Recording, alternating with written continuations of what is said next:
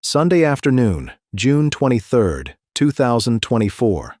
Virginia Motorsports Park in Dinwiddie County, just south of Richmond. The air thick with heat and the distinct smell of nitromethane. 75-year-old John Force, the most decorated drag racer in history, has just defeated Terry Haddock in the first round of funny car eliminations. His peak antifreeze Chevrolet Camaro SS crosses the finish line at 302 miles per hour. Victory. Then, in an instant that would be replayed thousands of times, catastrophe. The engine explodes. Not the controlled, manageable kind of explosion these cars experience regularly, but a catastrophic failure, a violent detonation of metal, fuel, and fire that transforms Force's car from a precision racing machine into a 2,300-pound missile. The blue Camaro begins to move sideways, smoke and flames pouring from beneath the carbon fiber body. Force fights the wheel, but at 302 miles per hour, there is no fighting. Physics takes over. The car crosses the center line, smashing into the right guard wall with tremendous force. It ricochets, sliding across the track in a shower of sparks and debris before slamming into the left wall. The impact is so severe that pieces of the car scatter across the shutdown area. When the carnage finally stops, Force's funny car sits crumpled, smoking, nearly unrecognizable. In the grandstands, 23,000 spectators hold their collective breath. This is the kind of crash that changes everything. Tyler Crossnow, vice president of Virginia Motorsports Park, would later say watching it happen was terrifying. But then, movement. Force is alert. He's talking to the NHRA safety safari crew surrounding the wreck. Against all odds, against every reasonable expectation, John Force is conscious. The monster that has hunted him his entire career has struck again, but once more he has survived. This time, however, the cost would be different. This wasn't a crash Force would walk away from and return to racing within months. This was the fireball that would end the career of drag racing's greatest legend. To understand the magnitude of what happened at Virginia Motorsports Park, you first have to understand the man behind the wheel. John Harold Force was born May 4, 1949, and his path to becoming drag racing royalty was anything but conventional. He wasn't born into wealth or a racing family. He started as a truck driver, grinding through years of struggle, crashes, and near misses before catching his first big break in the mid-1980s. When he teamed up with legendary crew chief Austin Coyle in 1985, everything changed. Their partnership would become one of the most successful collaborations in motorsports history. Force's first NHRA national event victory came in 1987 in Montreal, Canada. His first championship followed in 1990. Then came 1991. And then, starting in 1993, Force did something unprecedented. He won 10 consecutive NHRA Funny Car Championships, 10 straight years of domination from 1993 to 2002. No driver in any major motorsport has matched that streak. During that decade, Force rewrote the record books, accumulating wins at a pace that seemed impossible. Between 1997 and 2006, he reached 105 final rounds and won 61 tour events. In 1996, his best season, he made it to the final round in 16 of 19 races, winning 13 of them. But statistics, as impressive as they are, don't fully capture who John Force is. He became the face of NHRA drag racing, a relentless promoter, a tireless worker, and a driver who pushed himself and his cars to the absolute limit every single time he strapped in. He won races in 5 different decades. He was the first drag racer to reach 100 career wins, then kept going to 157. He earned 269 final round appearances, 167 number 1 qualifying positions, and 1,457 round wins in competition. In 1996, he became the first drag racer ever named Driver of the Year for all of American motor racing. He was inducted into the Motorsports Hall of Fame of America in 2008. Force also built John Force Racing into a powerhouse multi-car team. bringing his daughters into the sport and nurturing young talent like Robert Hight and Austin Prock. Even at 75 years old, Force remained competitive. Just 3 weeks before his crash in Virginia, he had won the New England Nationals, securing his 157th and final career victory. At an age when most people are retired, Force was still chasing championships, still climbing into an 11,000-horsepower race car, still pushing the boundaries of speed. That relentless drive, that refusal to slow down, is what made him a legend. It's also what nearly killed him. To truly grasp the violence of what happened to John Force requires understanding the machines these drivers pilot. NHRA. Funny cars are not normal vehicles by any definition. They are purpose-built for one singular objective: accelerate faster than anything else on the planet.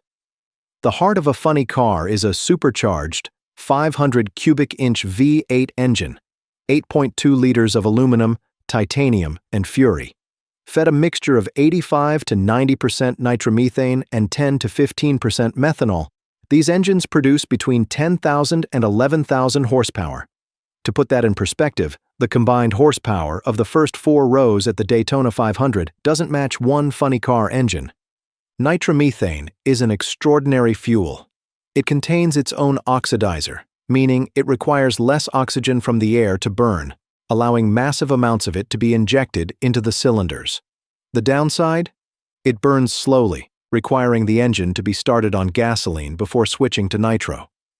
Once running on full nitro, a funny car engine consumes 11.2 gallons of fuel per second at full throttle, the same rate as a fully loaded Boeing 747, but with 25% less energy output. Over the course of a single run, including the burnout, staging, and quarter-mile pass, these cars can burn 15 gallons of fuel.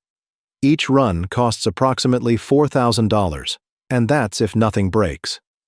The forces involved are almost incomprehensible. At launch, drivers experience 6 to 8 G-forces, 6 to 8 times the force of gravity pressing them back into their seats. That acceleration flattens out to an average of 4 Gs during the run. For comparison, astronauts experience about 3 Gs during a shuttle launch. Funny cars cover the 1,000-foot distance in under 4 seconds, crossing the finish line at speeds exceeding 330 miles per hour. The supercharger alone requires over 1,000 horsepower just to turn it, more power than most street cars produce from their entire engine. The spark plugs deliver 44 amps to each cylinder, the equivalent output of an arc welder. Spark plug electrodes are completely consumed during a pass. If a spark plug fails mid-run, unburned nitromethane can build up in the cylinder and then detonate with enough force to blow the cylinder head clean off the block or split the engine in half. This is the environment John Force entered every time he raced, sitting inches behind an engine that could explode at any moment, surrounded by 15 gallons of volatile fuel, experiencing G-forces that would make most people pass out. And at Virginia Motorsports Park on June 23, 2024, that engine did exactly what everyone fears most. It failed catastrophically at 302 miles per hour. The 2024 Play NHRA Virginia Nationals was the 9th event of the 20-race season. Force had won twice already that year and entered the weekend second in the championship standings behind his teammate, Austin Prock. Sunday's eliminations began under warm Virginia skies. Force lined up against Terry Haddock in the opening round. When the Christmas tree flashed green, both cars launched. Force's peak antifreeze Camaro pulled ahead, posting a winning time. As his car approached the finish line at 302 miles per hour, everything went wrong. Witnesses described hearing a sound different from the normal cacophony of a funny car, a deeper, more violent detonation. Video footage shows the explosion originating from the engine area, a massive fireball erupting from beneath the body panels. The force of the blast immediately destabilized the car. At 302 miles per hour, even the slightest loss of control is catastrophic. Force's car began to drift right toward the center line. He likely had milliseconds to react, his hands fighting a steering wheel suddenly controlling a car with massive aerodynamic damage, and an engine either seized or completely destroyed. The car struck the right side guard wall first, a brutal impact that sent it careening back across the racing surface. Debris, carbon fiber body panels, chunks of engine components, shards of metal, exploded outward in all directions. Force's Camaro then collided with the left side concrete wall, a second massive hit that ripped away more of the car's structure. The vehicle finally came to rest in the shutdown area, smoke and flames pouring from the wreckage. From explosion to final impact, the entire sequence took perhaps 3 to 4 seconds. For Force, strapped inside his roll cage, it must have felt like an eternity. NHRA's safety. Safari, the organization's rapid response team, was on the scene within seconds. These are not ordinary first responders. They are trained specifically for high-speed racing incidents, equipped with specialized tools, fire suppression equipment, and medical gear. They approached the smoking wreck cautiously, fire extinguishers ready. Inside, Force was moving. He was conscious and alert, able to communicate with the safety crew, a small miracle given the severity of the impact. The NHRA medical team conducted an immediate trackside evaluation. Despite the encouraging signs, the decision was made quickly. Force needed to be transported to a trauma center immediately. A medical helicopter was already on standby, standard protocol for NHRA national events. Within minutes, Force was airlifted from Virginia Motorsports Park to a Richmond area trauma hospital. His family was notified. His daughter Brittany, competing in the top fuel class that same day, would remain by his side rather than continue racing. The racing community held its breath. Initial reports were cautiously optimistic. Force was conscious and talking, but the full extent of his injuries remained unknown. The fact that John Force survived the Virginia crash at all is a testament to decades of safety evolution in NHRA drag racing, improvements that came at a terrible price.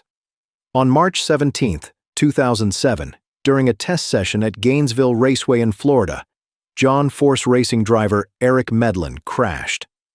The 33-year-old rising star suffered a severe head injury when his car made contact with a wall. Medlen was airlifted to a hospital, underwent emergency surgery, but never regained consciousness. He died on March 4, 2007, devastating Force, his family, and the entire NHRA community. Medlen's death was a turning point.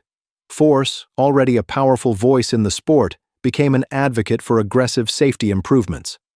John Force Racing launched the Eric Medlen Project, a focused effort to make the cockpit safer. The team worked with engineers to redesign padding around the roll cage, improve helmet restraint systems, and develop better head and neck protection. Changes that had been considered optional became mandatory. The sport adopted more stringent rules for helmet standards, fire suppression systems, and cockpit reinforcement. Hans devices, head and neck support systems that prevent the head from snapping forward during impacts, became required equipment for speeds above 150 miles per hour. By 2024, when Force crashed in Virginia, a funny car cockpit was a fortress. The roll cage is constructed from high-strength steel tubing, meeting strict SFI specifications for cars running 10.99 seconds or quicker. The driver sits in a form-fitted seat wrapped in fire-resistant padding, held in place by a 6-point harness system made from 3-inch wide straps rated to withstand tremendous forces. The helmet is a full-face design meeting SNELL or SFI specifications, connected to a HANS device that limits head movement during impacts.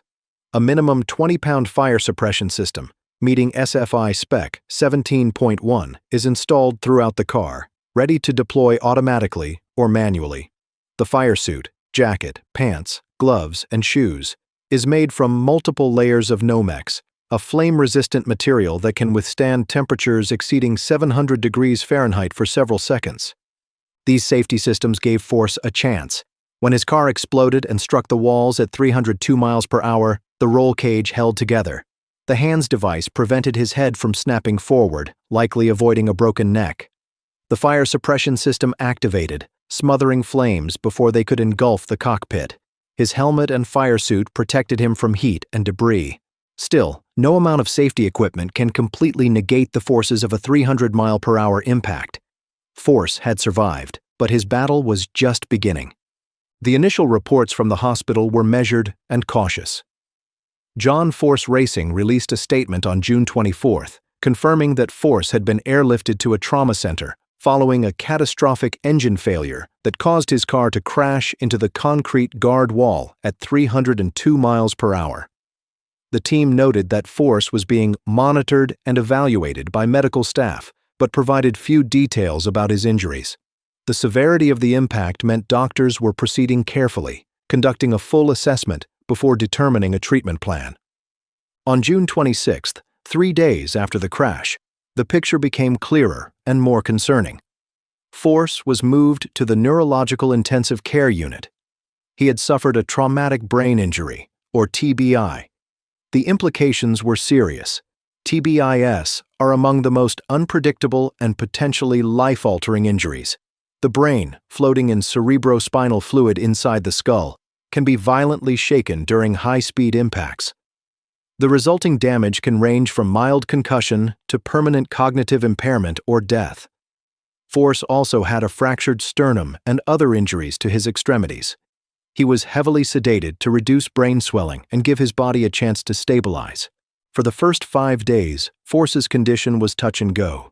He was largely unresponsive, unable to follow commands like opening his eyes, squeezing a hand, or moving his limbs. Occasionally he would show slight movement, but it wasn't consistent. His wife Lori and their daughters maintained a constant vigil at the hospital, allowed only limited visits due to ICU restrictions. The uncertainty was agonizing. Then, on day 5, a breakthrough. Force opened his eyes. He recognized Lori. He recognized his daughters. When asked his name, he murmured, "John Force." He gave a thumbs up when prompted. Small victories, but monumental ones. Still, the challenges were far from over. Force was extremely agitated and confused, repeatedly trying to get out of bed. Restraints were necessary. Medical staff described him as a raging bull, which, given his personality, was almost expected. Despite the difficulties, there were encouraging signs. He recognized his family members, called them by name, and even said, "I love you." On June 30th, 1 week after the crash, John Force Racing released an update noting that Force was showing daily signs of improvement. The team emphasized, however, that he faced a long and difficult recovery ahead. The Force family is not just a racing dynasty, it is the racing dynasty of NHRA drag racing. John Force married Lori in 1970, and together they built both a family and an empire. They have 4 daughters, Adria, Ashley, Brittany, and Courtney. All became deeply involved in the family business.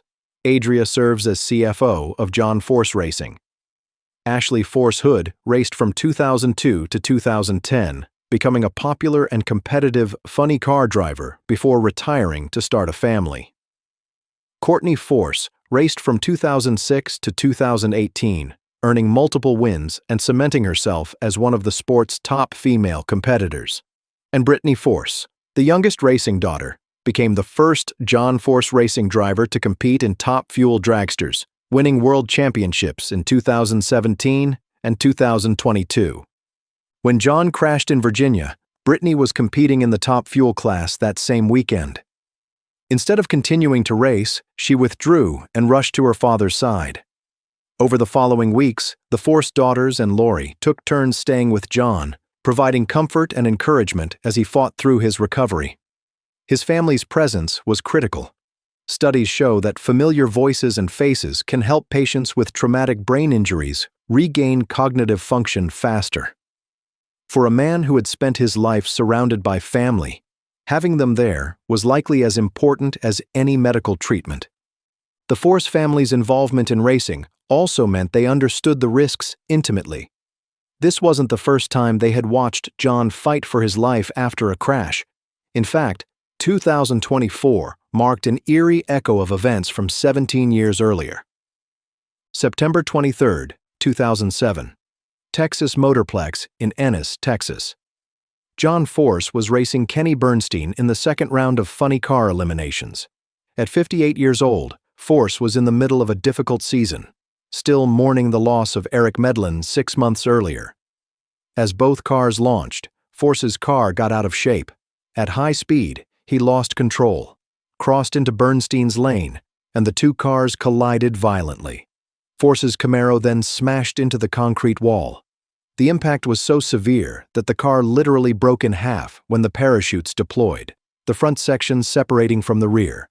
Force survived but suffered horrific injuries: a compound fracture of his left ankle, a broken left wrist, a deep laceration to his right knee, multiple broken fingers, and soft tissue damage throughout his body. The wreck left a trail of blood and debris stretching hundreds of feet. Force was airlifted to Baylor Hospital in nearby Dallas, where he underwent emergency surgery. He spent a month in the hospital, followed by weeks in a wheelchair and on crutches. Doctors told him he would never race again. His legs, hands, and arms had been mangled. Physical therapy was excruciating. But John Force defied those predictions. He spent 137 days in intensive rehabilitation, rebuilding his strength, relearning how to walk without pain. Against all medical advice, he returned to racing for the 2008 season. Remarkably, just 3 months after his return, he won a race in Topeka, Kansas. He would go on to win 2 more championships, in 2010 and 2013, proving that his will to race was stronger than any injury. The Texas crash also served as a personal wake-up call. Force admitted he had been struggling with alcohol and personal issues before the wreck. The near-death experience forced him to confront those demons, repair his marriage with Lori, and recommit to his family. In many ways, the 2007 crash should have been the end of John Force's career. That it wasn't speaks to his almost superhuman drive. But 2024 was different. Force was now 75 years old. The injuries were different. Traumatic brain injury is not something you can simply power through with physical therapy. And perhaps most importantly, the stakes were different. Force had grandchildren now, daughters who had their own families, a team that needed leadership, not just a driver. On July 10, 2024, John Force Racing made an announcement that confirmed what many had suspected. Force would not return for the remainder of the season. In his place, the team had recruited 2012 NHRA Funny Car champion Jack Beckman. The arrangement was officially called Joint Task Force Mission Championship, a nod to both Force and Beckman working together to keep the peak anti-freeze Camaro competitive in the championship hunt. Beckman, 58 years old, had last raced competitively in 2020 before returning to his pre-racing career as an elevator technician. Beckman was uniquely qualified for the role. He had won 33 funny car races during his career and had a long history with John Force and John Force Racing. In fact, Beckman had taught all 3 of Force's racing daughters, Ashley, Brittany, and Courtney, the basics of drag racing at Frank Hawley's drag racing school. He had also taught Force's wife, Lori, when she earned her Supercomp license. Beckman knew the family, respected the legacy, and understood the enormous responsibility of filling Force's seat, even temporarily. When Beckman made his debut at the Cornwell Tools Night Under Fire event in late July, he was visibly emotional. "It's been nearly 4 years since I stood on the throttle," Beckman said, "and I thought that feeling was something I'd never experience again. Though the circumstances that brought me back are regrettable, the opportunity presented to me is beyond my ability to find words. I'm not replacing John. Nobody could ever do that." Beckman competed in the final 8 races of the season, helping the entry finish second in the championship standings.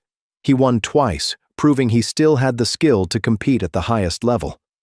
Meanwhile, John Force continued his recovery far from the racetrack.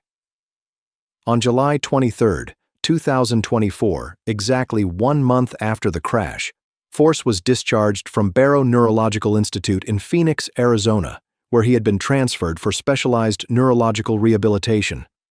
His daughter Brittany posted on Instagram, "Peace out, Phoenix.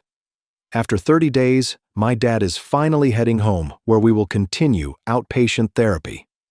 These next steps to recovery will definitely be a family effort. The announcement was met with relief and celebration across the racing world. Force was going home. But the journey was far from over. Outpatient therapy included speech therapy, occupational therapy, and physical therapy aimed at addressing lingering short-term memory and cognitive issues. Force's team was transparent about the challenges. The traumatic brain injury had affected his ability to remember recent events and process certain types of information.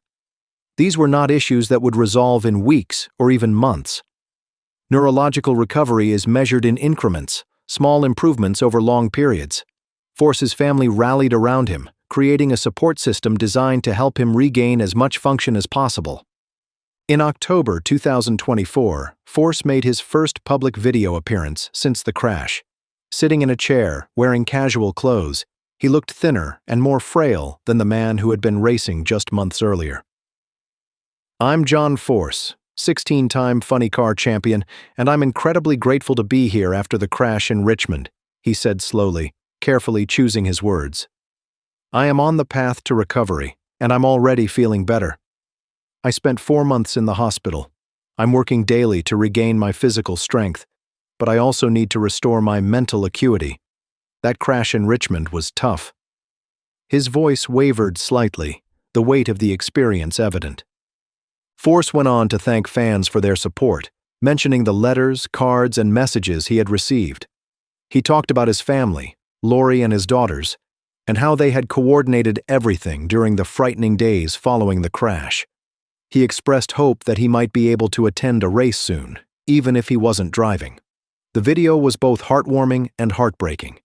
Here was a man who had spent his entire life defying limits, now struggling to find the words to express his gratitude. It was clear that the road ahead would be long. On November 13, 2025, nearly a year and a half after the crash, John Force made the announcement that everyone expected but no one truly wanted to hear. In a video released by John Force Racing, sitting alongside daughter Brittany, who was announcing her own retirement to start a family, Force officially retired from driving. "It's been over a year, but I've been under doctor's care and I still am," Force said. "So if I say anything wrong, please excuse me, but it's time for me to retire. Do I want to get back in the car and get hit in the head? I don't." The statement was blunt, honest, and poignant. Force acknowledged what the 2024 crash had done to him physically and mentally. "I don't want to get hurt, and I've said it many times. I'm going to stay in the car until my race car gets me, and I always meant that. But I've been hurt really bad." He paused, emotion flickering across his face. "The truth is, I was dragged out of the seat at Richmond, and they thought it killed me then, so I'm lucky that I'm back walking, still under doctor's orders." Force made it clear he wasn't disappearing from the sport. "I'm going to grow my operation. I'm excited about where it's going. I really love this sport. I really love NHRA." He even joked that he might get back in a car for a burnout if the fans cheer loud enough. But the competitive days, the 300-mile-per-hour runs, the championship battles, those were over. John Force, the man who had won 157 races, 16 championships, and became the greatest funny car driver in history, was stepping away on his own terms, or at least as close to his own terms as a 300-mile-per-hour fireball would allow. John Force's retirement marks the end of an era in NHRA drag racing. For over 4 decades, Force was the sport's biggest star, its loudest personality, and its most relentless competitor. He brought unprecedented attention to drag racing, becoming the first and only drag racer named Driver of the Year for all of American motorsports in 1996. He built a team that became a dynasty, nurturing talent and creating opportunities for young drivers like Robert Hight, Courtney Force, Brittany Force, and Austin Prock, who in 2024 won the Funny Car Championship, giving John Force Racing yet another title. Force's impact extends beyond wins and championships. He was instrumental in pushing for safety improvements that have saved countless lives. After Eric Medlen's death in 2007, Force made safety his personal crusade, funding research, supporting rule changes, and ensuring that his drivers had the best protection available. The fact that Force survived his 2024 crash is a direct result of the safety advancements he championed. His legacy will be measured not just in trophies, but in the lives saved by the equipment and procedures he helped implement. For the fans who watched him race, for the competitors who battled him, and for the sport that he defined, John Force will always be more than statistics. He embodied the spirit of drag racing, fearless, relentless, larger than life. The 300-mile-per-hour fireball that hospitalized him in June 2024 was, in many ways, the culmination of a lifetime spent pushing limits. It was the crash that finally proved even John Force was mortal. But it also proved something else, that courage, determination, and an unyielding will to survive can overcome even the most violent forces physics can deliver. John Force may have retired from driving, but his legend will endure as long as dragsters thunder down a quarter mile of asphalt,